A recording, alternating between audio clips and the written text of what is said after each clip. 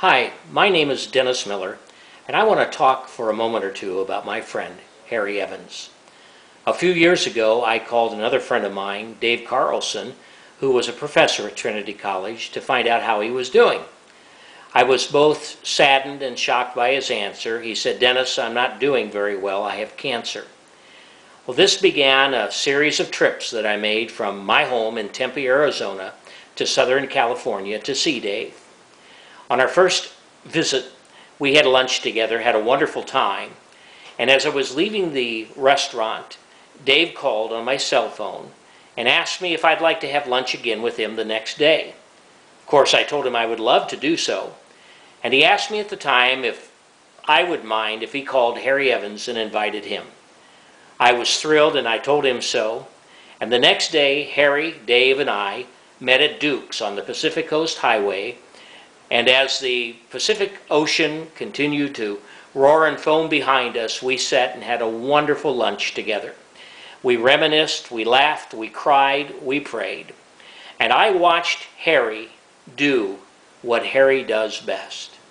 He drew alongside of his old friend Dave, as he had many months before, and was a pastor, was a friend, was one who showed care and love and grace.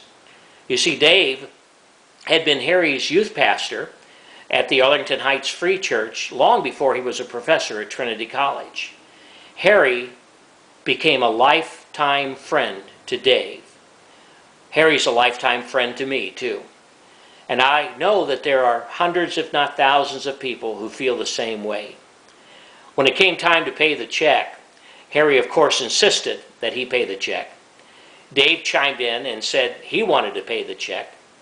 And I looked at the young waiter and said, "I have to pay the check." And he asked me why, and I said, "These men invested their lives into my life. And everything I did to earn a living, I owe to them." The waiter smiled, looked at Harry and Dave, and said, "I like his story the best." And I got to pay the check. Dave continued to go downhill, and I was there many other times, every time with Harry, who continued to be the kind of person he's been to many of us. On another occasion, I was at the seminary over at Fullerton, attending a conference. I called Harry and asked him if their church was having a Ash Wednesday service.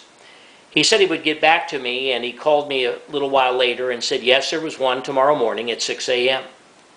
So I got up early, went around the block, and sat in the little chapel listening to the organ music and prepared for the service, when suddenly there was a hand on my shoulder.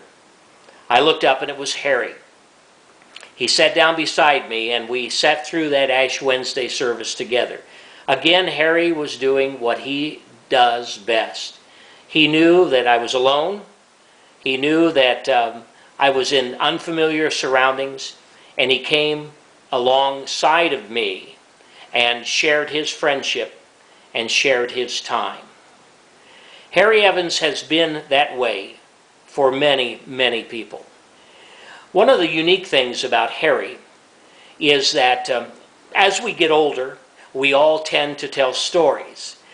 Usually we tell stories about ourselves. This is a way, I think, that we affirm and make valid our existence.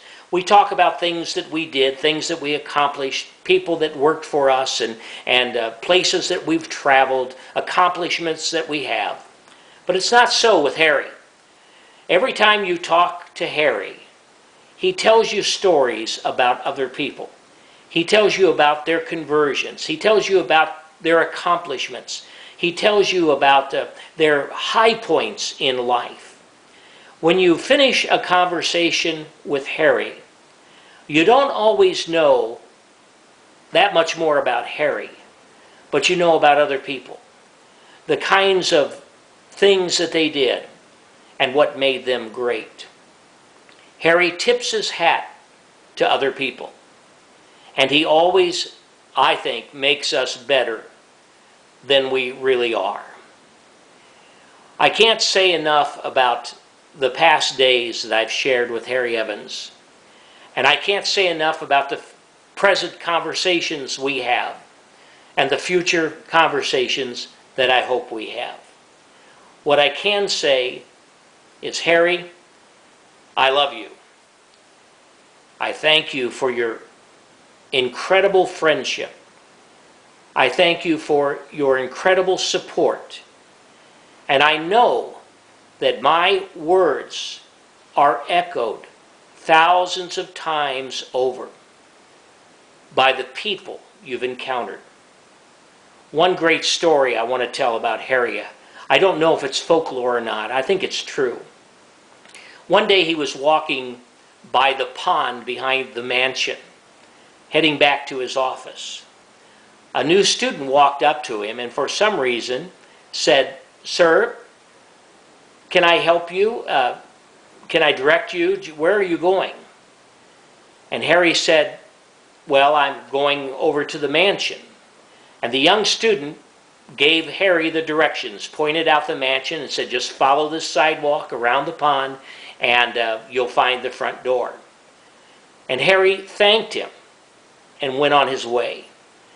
I'm going to tell you, most of us would say, "Well, I'm the president of this college. Young man, I know the way." But Harry used that opportunity to encourage a young student to reach out and be friendly and care for somebody else. I don't know that Harry has ever made anybody feel uncomfortable. I think Harry is just the kind of guy he is. Someone who comes alongside and makes your life better than it is. Harry, I thank you for this opportunity to share just a few thoughts I have about you.